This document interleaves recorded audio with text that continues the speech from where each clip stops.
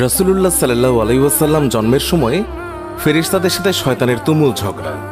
যেদিন ভোরবেলায় মহানবী সাল্লাল্লাহু আলাইহি ওয়াসাল্লাম জন্ম নেন, সেই দিন বিশ্বের সবগুলো মূর্তি মাটির দিকে নত হয়ে পড়ে। ইরানের রাজার বিশাল প্রাসাদের বারান্দা কেঁপে ওঠে এবং ছাদের 14টি প্রাচীর ধসে পড়ে। বিশ্বের সব সম্রাটের সিংহাসন উল্টে পড়েছিল। বিশ্বের সব রাজা বোবা হয়ে পড়েছিলেন, অর্থাৎ তারা কথা বলতে পারছিলেন না। সেদিন গণকদের সব জ্ঞান লুপ্ত হয় এবং জাদুকরদের জাদুগুলো অকার্যকর হয়ে পড়ে। বিশ্বনবী সাল্লাল্লাহু আলাইহি ওয়াসাল্লাম জন্মের সময় শয়তান তার সন্তানদের মধ্যে আর্তনাদ করে ওঠে। ফলে সবগুলো শয়তান তার কাছে এসে বলে, কেন এত পেরেশান বা উদ্বিগ্ন হয়েছ? সে বলল, কাল রাতে কি হয়েছিল?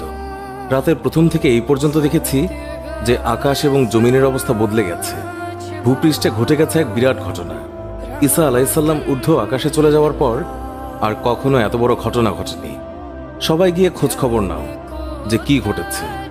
শয়তানরা চারিদিকে ছড়িয়ে পড়ে এবং ফিরে এসে বলে, কই, কিছুই তো দেখলাম না। বড় শয়তান বা শয়তানের নেতা তখন বলল, এই বিষয়ে খোঁজ খবর নেওয়া আমাদের কাজ। আর তারপর সে পবিত্র মক্কার কাবাঘর সংলগ্ন অঞ্চলে আসলো। সে দেখল যে ফেরেশতারা কাবাঘরের চারিদিকে ঘিরে রেখেছেন। শয়তান সেখানে ঢুকতে চাইলে ফেরেশতারা হুঙ্কার দিলেন। ফলে সে ফিরে আসে এবং চড়ুই পাখির মতো ছোট হয়ে হেরা পর্বতের দিক থেকে সেখানে প্রবেশ করে। জিবরাইল আলাইহিস সালাম বললেন, ওরে অভিশপ্ত, ফিরে যা।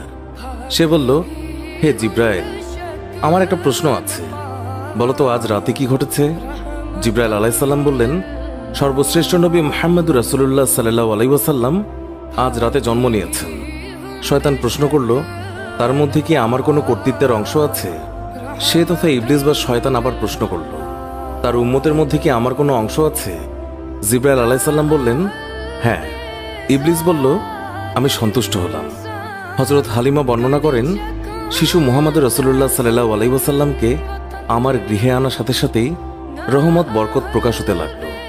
এত পরিমাণ দুধ নির্গত হলো যে রাসূলুল্লাহ সাল্লাল্লাহু আলাইহি ওয়াসাল্লাম এবং তার দুধ ভাই একান্ত তৃপ্তির সাথে দুধ পান করে ঘুমিয়ে পড়তেন। আর উটনির দিকে চেয়ে দেখতে পাই সেগুলোর স্তন দুধে পরিপূর্ণ হয়ে গেছে। বিবি হালিমা বলেন, আমার স্বামী উটনির দুধ দহন করলেন এবং আমরা তৃপ্তির সাথে তা পান করে সারা রাত আরামে কাটালাম। দীর্ঘদিন পর এটাই প্রথম রাত্রি যাতে আমরা শান্তিতে ঘুমিয়ে পড়লাম। আমার স্বামী বললেন, হালিমা, তুমি খুবই ভাগ্যবান এক শিশু নিয়ে এসেছ। আমি বললাম, আমারও এটাই ধারণা, এই শিশু অত্যন্ত সৌভাগ্যবান। বিবি হালিমা আরও বললেন, মক্কা থেকে ফেরার পথে শিশু মুহাম্মদকে কোলে নিয়ে যে দুর্বল বাহনটিতে চলতে লাগলাম, মুহাম্মদ রাসূলুল্লাহ সাল্লাল্লাহু আলাইহি ওয়াসাল্লামের বরকতে বাহনটি এত দ্রুত চলল যে সবার বাহনকেই হার মানালো। আমার সাথী মহিলারা আশ্চর্য হয়ে বলতে লাগলো, এটা কি সেই দুর্বল সওয়ারি যার উপর আরোহণ করে তোমরা প্রথম এসেছিলে? তারপর বাড়ি এসে দেখলাম সমস্ত বকরিগুলো দুধে পূর্ণ হয়ে গেছে, অথচ কিছুক্ষণ পূর্বে সেগুলো দুধ শূন্য ছিল। আমার গোত্রের লোকেরা তাদের রাখালদেরকে নির্দেশ দেয় যে তোমরাও তোমাদের পশু ওই জায়গায় চড়াও যেখানে হালিমার বকরি চড়ে। কিন্তু তা তো চারণ ক্ষেত্রের বিশেষত্ব ছিল না, বরং গায়েবী মদদ এবং বরকতের মধ্যে তা নিহিত ছিল। তা ওই সমস্ত লোক কোথায় পাবে? এইভাবে আমরা প্রায় তার বরকতের ঘটনাবলী প্রত্যক্ষ করতাম। হযরত হালিমা বর্ণনা করেছেন, তিনি কখনো শিশু মুহাম্মদকে উলঙ্গ অবস্থায় রাখতেন না। সেই রূপ করলেই তিনি চিৎকার করে কাঁদতেন। যতক্ষণ পর্যন্ত তার শরীরের উপর চাদর টেনে না দেয়া হতো ততক্ষণ তিনি ক্রন্দন থামাতেন না। হালিমা বলেন, যেদিন থেকে আমি জানতে পারলাম শিশু মুহাম্মদ সাল্লাল্লাহু আলাইহি ওয়াসাল্লাম উলঙ্গ থাকতে পছন্দ করেন না, সেই দিন থেকে আর কখনো তাকে উলঙ্গ রাখেনি। তার দেহ আবৃত করে রাখার জন্য সর্বদাই সজাগ থাকতাম। হযরত আব্বাস বিন আব্দুল মুত্তালিব রাদিয়াল্লাহু তাআলা আনহু বর্ণনা করেছেন, তিনি রাসূলুল্লাহ সাল্লাল্লাহু আলাইহি ওয়াসাল্লামকে বলেছেন, আপনার নবুয়তের একটি মাত্র নিদর্শন ছিল আমার ইসলাম গ্রহণের কারণ। তা হলো, তিনি দেখলেন রাসূলুল্লাহ সাল্লাল্লাহু আলাইহি ওয়াসাল্লাম শৈশব অবস্থায় আঙ্গুলি সংকেতে চাঁদকে ইশারা করেছেন। রাসূলুল্লাহ সাল্লাল্লাহু আলাইহি ওয়াসাল্লামকে যেই দিকেই তার আঙ্গুলি ফেরাচ্ছিলেন চাঁদও ঠিক সেই দিকেই আসা যাওয়া করছিল। রাসূল এবং নবী হওয়ার এই একটি উজ্জ্বল প্রমাণ। শিশু মুহাম্মদ হালিমার গৃহে থাকা অবস্থায় কখনো তার উভয় স্তন থেকে দুধ পান করেননি। সবসময় তিনি একটি স্তন থেকে দুধ পান করতেন, অপরটি তার দুধ ভাইয়ের জন্য রেখে দিতেন। ন্যায়বোধের এমন চরম দৃষ্টান্ত পৃথিবীতে খুবই বিরল। সত্যি এটা একজন মহামানবের পক্ষেই সম্ভব। শিশু রাসূলুল্লাহ সাল্লাল্লাহু আলাইহি ওয়াসাল্লামের দ্রুত বর্ধনশীল দৈহিক অবস্থাও একটি লক্ষণীয় বিষয়। 2 মাস বয়সের সময় তিনি অন্যান্য শিশুদের সাথে হামাগুড়ি দিয়ে ফিরতে লাগলেন। 3 মাসের সময় দেয়াল ধরে হাঁটতে লাগলেন। যখন তার বয়স মাত্র 5 মাস, তখন বিনা অবলম্বনে হাঁটতে শিখলেন। 7 মাস বয়সের সময় তিনি ফিরতে লাগলেন এবং মাত্র 8 মাস বয়সের সময় তিনি কথা বলতে সক্ষম হন। তার এই গুণগুলো নিশ্চয়ই তার মুজিজার মধ্যে অন্তর্ভুক্ত এবং তিনি উম্মতে মুহাম্মাদের শাফায়াতের কাণ্ডারী। সারওয়ারে কায়নাত, দোজাহানের সম্রাট রাসূলুল্লাহ সাল্লাল্লাহু আলাইহি ওয়াসাল্লাম অতি শৈশবকাল থেকেই একান্তভাবে পাক সাফ থাকতেন।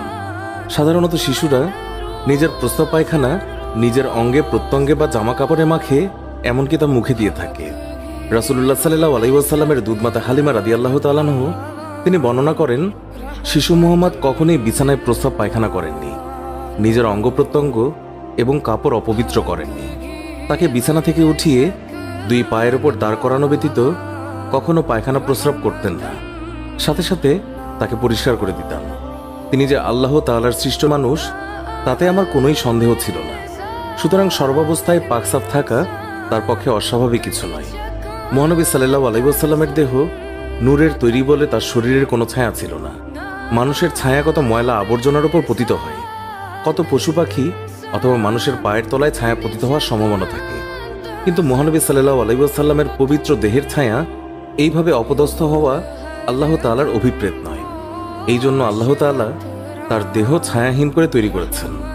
এই কারণে তার দেহের ওপর কখনোই মাছি বসেনি, কেননা মাছি অপবিত্র বস্তু থেকে জন্মলাভ করে, তাই মাছির দেহ অপবিত্র। তাই রাসূলুল্লাহ সাল্লাল্লাহু আলাইহি ওয়াসাল্লামের শরীরে এটি কোনোদিন স্থান পায়নি। হযরত মাইসারা রাদিয়াল্লাহু তাআলা আনহা ছিলেন হযরত খাদিজা রাদিয়াল্লাহু তাআলা আনহার দাস। তাকে খাদিজা রাদিয়াল্লাহু তাআলা আনহা রাসূলুল্লাহ সাল্লাল্লাহু আলাইহি ওয়াসাল্লামের খেদমতে পেশ করেন। তিনি বিভিন্ন সময় বিভিন্ন অলৌকিক ঘটনা প্রত্যক্ষ করে বিস্ময়ে অভিভূত হয়েছেন। তিনি দেখেছেন রাসূলুল্লাহ সাল্লাল্লাহু আলাইহি ওয়াসাল্লাম যখন পথ দিয়ে চলতেন, তখন একখণ্ড মেঘ তার মাথার উপরে ছায়া বিস্তার করে তার সঙ্গে ভেসে বেড়াত। মানুষের আকৃতির এই যে অস্বাভাবিক কার্যকলাপ, এটা নিঃসন্দেহে রাসূলুল্লাহ সাল্লাল্লাহু আলাইহি ওয়াসাল্লামের একটি অনেক বড় মুজিজা, যা নবীর শৈশবকাল থেকে লক্ষ্য করা যায়। পূর্বে বর্ণিত প্রত্যেকটি বিষয়ই রাসূলুল্লাহ সাল্লাল্লাহু আলাইহি ওয়াসাল্লামের শৈশবকালীন মুজিজা, তবে এগুলো স্থায়ী নয়। বিশ্বনবীর জীবনের শ্রেষ্ঠ মুজিজা হচ্ছে পবিত্র আল কোরআন, যা কিয়ামত পর্যন্ত স্থায়ী থাকবে। তাছাড়া আমরা তার জীবনে আলোচনা করলে দেখতে পাই, মহানবী সাল্লাল্লাহু আলাইহি ওয়াসাল্লামের পুরো সংগ্রামী জীবনটাই এক অলৌকিকতায় পরিপূর্ণ, যা তার নবুয়তের জন্য যথেষ্ট প্রমাণ বহন করে। সুপ্রিয় দর্শক, এই ছিল আমাদের আজকের ভিডিওটি ভালো লেগে থাকলে অবশ্যই একটি লাইক দিন।